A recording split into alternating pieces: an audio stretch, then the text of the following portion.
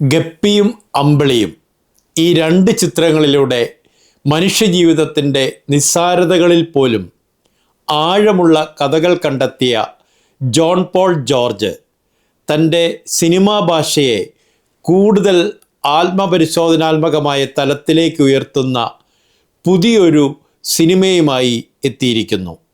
ആശാൻ.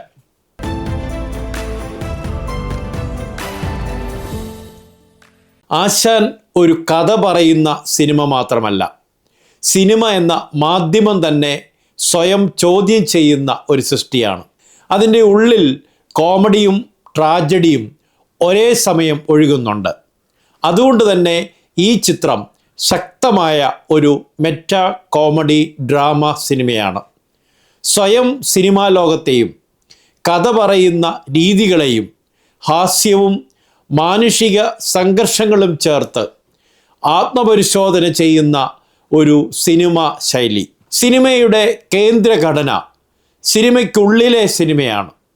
ഒരു സിനിമയുടെ ഭാഗമാകണമെന്ന അമിതമായ ആഗ്രഹമുള്ള അനന്തൻ എന്ന യുവാവിലൂടെയാണ് പ്രേക്ഷകൻ ഈ ലോകത്തിലേക്ക് പ്രവേശിക്കുന്നത്.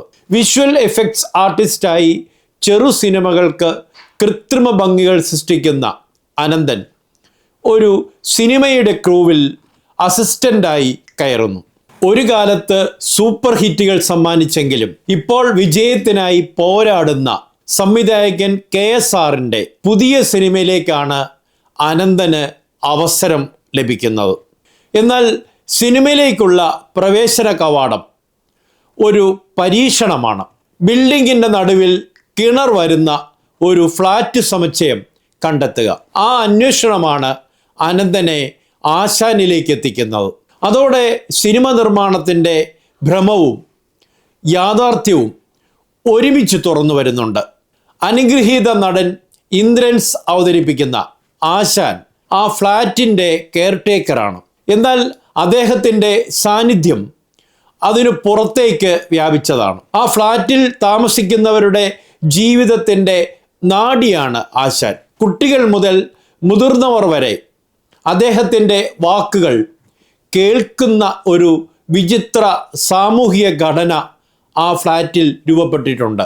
അതൊരു വ്യക്തിയുടെ സ്വാധീനം മാത്രമല്ല, ഒരു സമൂഹം എങ്ങനെ ഒരു വ്യക്തിത്വത്തിൽ ആശ്രയിച്ച് ജീവിക്കുന്നു എന്നതിൻ്റെ പ്രതീകം കൂടിയാണത്.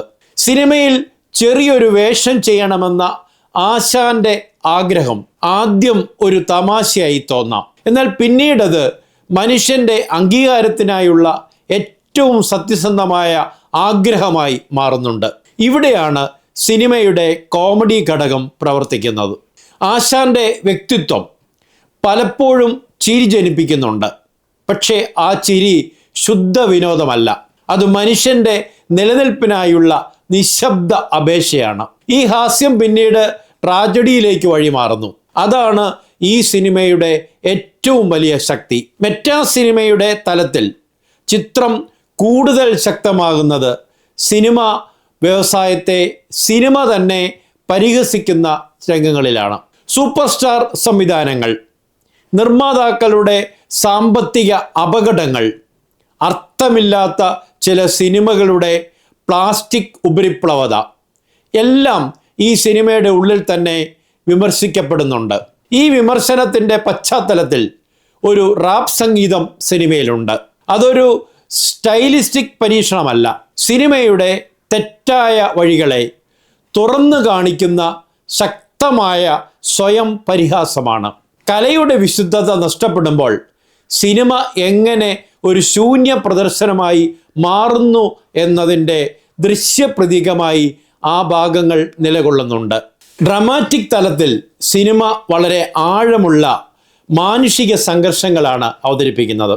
ആശാന്റെ ജീവിതം, ഫ്ലാറ്റ് സമൂഹത്തിലെ ബന്ധങ്ങൾ, അനന്തൻ്റെ സ്വപ്നയാത്ര എല്ലാം ചേർന്ന് സിനിമ ഒരു മാനുഷിക നാടകമായി മാറുന്നു. ഇന്ദ്രൻസ് അവതരിപ്പിച്ച ആശാൻ എന്ന കഥാപാത്രം ഈ ചിത്രത്തിൻ്റെ ആത്മാവാണ്. അഭിനയത്തിൻ്റെ എല്ലാ ഭാവങ്ങളും സമന്വയിപ്പിച്ച അസാധാരണമായ പ്രകടനം. കെയർടേക്കറായും ശുപ്പാണ്ടിയായും ശിക്കാരിയായും റീൽക്കാരനായും കഥകളി കലാകാരനായും ഒടുവിൽ മുത്തിൻ്റെ അച്ഛനായി മാറുന്ന കഥാപാത്രത്തിൻ്റെ ഓരോ പാളിയും അദ്ദേഹം അതീവ സ്വാഭാവികമായി അവതരിപ്പിക്കുന്നു. സിനിമയുടെ അവസാന ഭാഗത്ത് ഇന്ദ്രൻസിൻ്റെ ആശാൻ നെഞ്ചുനീറി വലതു കണ്ണിൽ നിന്നും ഒരു ചൂട് കണ്ണുനീർ താഴേക്ക് വീഴുമ്പോൾ നമ്മൾ പ്രേക്ഷകന്റെ വായിൽ ഉപ്പ് രസം നിറയുന്നുണ്ട്. ഒരു ദേശീയ പുരസ്കാര സാധ്യത വിലയിരുത്തപ്പെടേണ്ട ഇന്ദ്രൻസിൻ്റെ പ്രകടനമാണ് ഈ ചിത്രത്തിലുള്ളത്. ജോമോൻ ജ്യോതിർ അവതരിപ്പിച്ച അനന്തൻ സിനിമയുടെ ആത്മീയ യാത്രയാണ്. വിഷ്വൽ എഫക്ട്സിൻ്റെ കൃത്രിമ ലോകത്തിൽ നിന്ന് ജീവിതത്തിൻ്റെ യാഥാർത്ഥ്യത്തിലേക്കുള്ള ഒരു ട്രാൻസ്ഫോർമേഷൻ. സിനിമ വെറും ദൃശ്യനിർമ്മിതിയാണോ അതോ മനുഷ്യജീവിതത്തിൻ്റെ അനുഭവങ്ങളാണോ എന്ന ചോദ്യമാണ് അവൻ്റെ യാത്ര ഉയർത്തുന്നത്. അനന്തുവിൻ്റെ യാത്ര മണ്ണിലേക്കാണ്, നല്ല സിനിമയിലേക്കാണ്. ജോമോൻ ജ്യോതിർ ഇതുവരെ അവതരിപ്പിച്ചതിൽ വെച്ച് ഏറ്റവും മികച്ച അഭിനയമാണ് നമുക്ക് നൽകിയിരിക്കുന്നത്. ശോഭി തിലകൻ അവതരിപ്പിച്ച KRS അഥവാ KR ഷാജഹാൻ വിജയവും പരാജയവും തമ്മിൽ കുടുങ്ങിപ്പോയ ഒരു സംവിധായകന്റെ മാനസിക സംഘർഷമാണ്. ബിപിൻ പെരുമ്പിള്ളി അവതരിപ്പിച്ച സൂപ്പർ സ്റ്റാർ കരൺ ചന്ദ് ഒരു സൂപ്പർ സ്റ്റാർ സിസ്റ്റത്തിന്റെ ഭാരം മുഴുവൻ തുറന്നു കാട്ടി. അപ്പുണ്ണി ശശിയുടെ ഫക്രുദ്ദീനും അബിൻ ബിനോയിയുടെ അമ്പാടിയും സിനിമയുടെ മാനുഷികത ശക്തിപ്പെടുത്തുന്ന കഥാപാത്രങ്ങളായി മാറിയിട്ടുണ്ട്. കുടശനാട് കനകത്തിന്റെ പ്രകടനം ഓരോ സിനിമ കഴിയുമ്പോഴും ഗംഭീരമാവുകയാണ്. ഇവരൊക്കെ കൂടാതെ 100-ന് മുകളിൽ നടീനടന്മാർ ഈ സിനിമയിലുണ്ട്. എല്ലാവരും വളരെ നന്നായി തിളങ്ങിയിട്ടുമുണ്ട്. വിമൽ ജോസ് തച്ചിലിൻ്റെ ക്യാമറ ഫ്ലാറ്റ് സമുച്ചയത്തെ ഒരു ജീവിക്കുന്ന കഥാപാത്രമാക്കി മാറ്റിയിട്ടുണ്ട്. കിരൺ ദാസിന്റെ എഡിറ്റിംഗ് സിനിമയുടെ സ്വാഭാവിക റിതം നിലനിർത്തുന്നു. ജോൺ പോൾ ജോർജ് ഒരുക്കിയ സംഗീതം സിനിമയുടെ വികാര തീവ്രതയെ ശക്തിപ്പെടുത്തുന്നുണ്ട്. ഈ സിനിമയെ ഇഷ്ടപ്പെടാൻ സംഗീതം വഹിച്ച പങ്ക് വളരെ വലുതാണ്. ഫ്ലാറ്റ് സമുച്ചയം ഈ സിനിമയുടെ ഏറ്റവും ശക്തമായ പ്രതീകങ്ങളിലൊന്നാണ്. അതൊരു സമൂഹം മാത്രമല്ല, ഒരു പ്രേക്ഷക സമൂഹത്തിൻ്റെ പ്രതിനിധി കൂടിയാണ്. അവർ ആശാന്റെ ജീവിതം കാണുകയും കൈയടിക്കുകയും ചെയ്യുന്നു. സിനിമ കണ്ട് പ്രേക്ഷകരും അതാണല്ലോ ചെയ്യുന്നത്.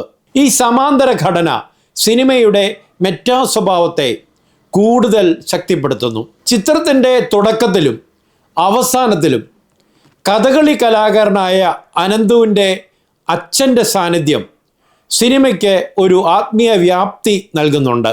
IFFK വേദിയിൽ മകൻ്റെ സിനിമ അവസാനിക്കുമ്പോൾ എല്ലാവരും പിരിഞ്ഞ ശേഷം പതിയെ നടന്നു നീങ്ങുന്ന അനന്തുവിൻ്റെ അച്ഛൻ ഒറ്റയ്ക്ക് വെള്ളിത്തിരയിലേക്ക് ഒഴുകുന്ന വെളിച്ചത്തോട് സന്തോഷമുദ്ര കാട്ടുന്നുണ്ട്.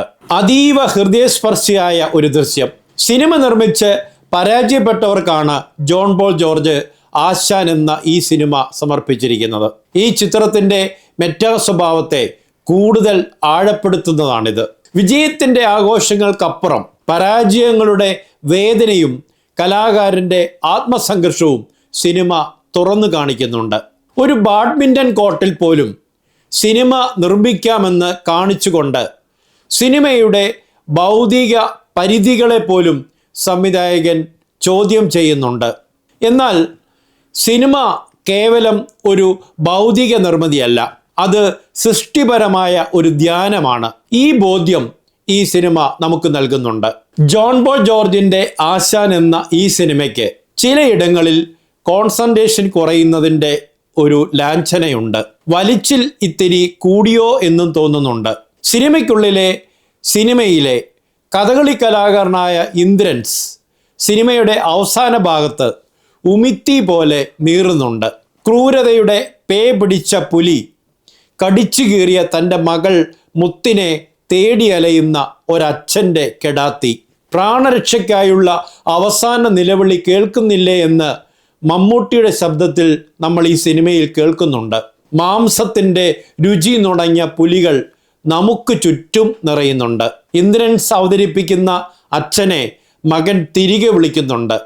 അച്ഛാ, ഇരുട്ട് വരുന്നു, വാ നമുക്ക് വീട്ടിൽ പോകാം. അതെ, നമുക്ക് ചുറ്റും ഇരുട്ട് ഉരുണ്ടുകൂടുന്നുണ്ട്, നമുക്ക് വീട്ടിൽ പോകാം. ജോൺ പോൾ ജോർജിന് ഒരു തംസപ്പ്.